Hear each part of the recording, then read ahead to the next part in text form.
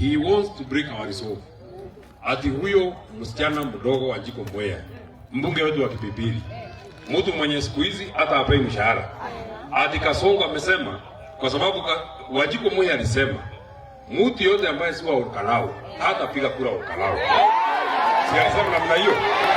Ati baada ya kusema hivyo, leo William Ruto ameshikana na yetu ya ABC, amepigwa fine ya 1.5 milioni.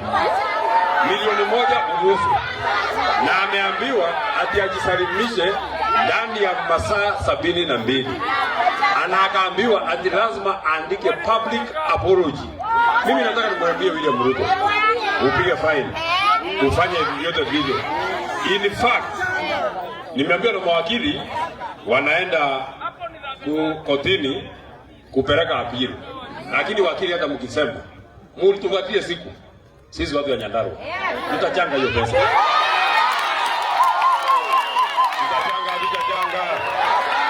Tutachanga. William Ruto cannot break our resolve. We are so determined to send him home. And our blood is boiling. Damu inachemuka namna hii. Tunakoja tu siku ya kufukuza Kasongo. Ndio mvute huyo mama yetu Wanjiku Mwea machozi. Nigeza muhure Wanjiku wa muhia maithori. Nimwe liko miraitha. Lego kana tiguo. Nimwe ore mwire tucio rutire. Goka utirina gena ithugu. Wake githo muri magana matano lego kana tiguo. Acoka akahuro fine ya milioni 1.5. Makiri mwenda mutoe muthenya. Just give us a date. Mutachanga. Waigana wa meri neguo. Maretire mwanake ucokora.